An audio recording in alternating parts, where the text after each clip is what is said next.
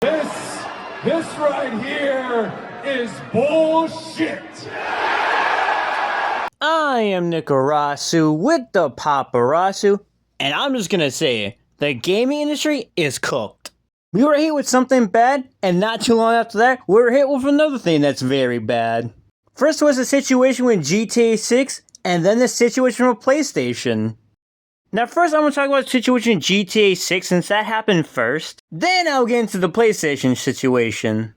So as you may know, the base game for Grand Theft Auto 6 is $80, while the Ultimate Edition is $100.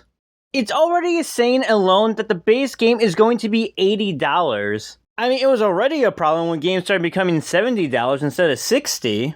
But the worst thing about this whole thing is that there's going to be stuff blocked behind a paywall. There'll be shops, some missions, and I think even weapons you won't be able to access in the base game. It's bad enough that you're paying $80 for a game, but you're not even paying $80 for a complete game. In order to get the complete game, you gotta get the $100 edition.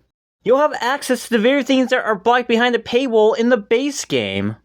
Now, it's been reported that over 39 million copies have been sold. Also reports that Rockstar made back the money they put into making the game. GTA 6 doesn't come out till November, so already they've made a ton of money.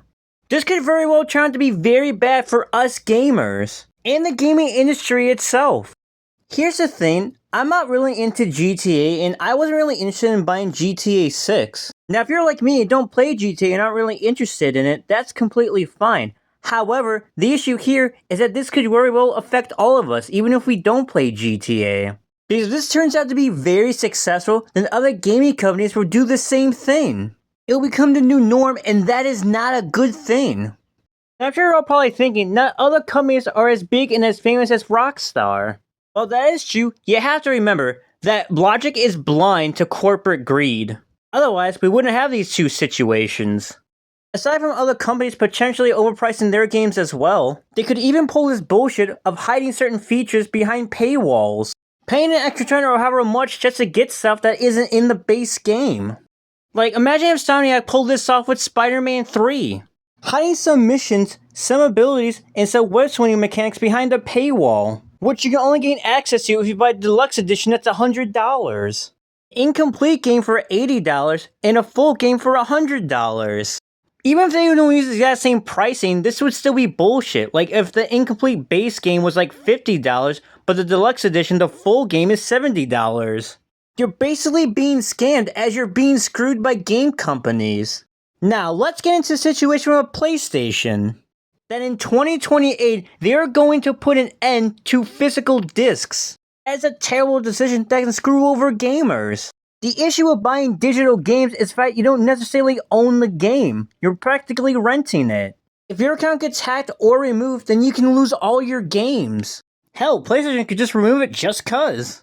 What makes this even worse is that back in 2013, PlayStation made fun of Xbox for doing this, for considering it.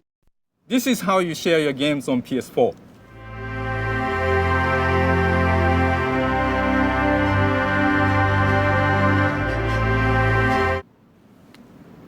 Thanks. PlayStation. Honestly, I'm starting to think that PlayStation might actually want their players to actually move to PC. Because why would they get rid of their biggest advantage over PC? I mean, yeah, you can say that PCs that run better than Xbox and PlayStation are more expensive than those consoles. But you also have many of the advantages that PC has over consoles. Games looking better, running better, being able to install mods, having low prices, free emulators that can play games from 30 years ago, free access to playing online, and having other options as to where you can buy games. In 2028, PlayStation won't have that. You won't be able to walk into a store and possibly find a game that's 30% off than it is on PlayStation Store. Because PlayStation Store would be the only place to where you can buy games. I'm sorry, rent games. Now I've heard that Xbox might consider doing the same thing. And who knows if Nintendo decides to do the same thing as well.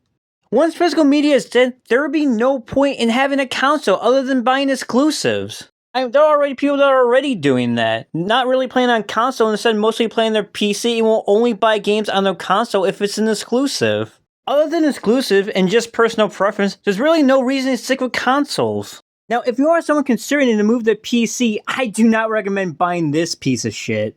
A PC that runs better than the PlayStation 5 and Xbox would be around this price range. But there are ones that are cheaper than the base Steam machine.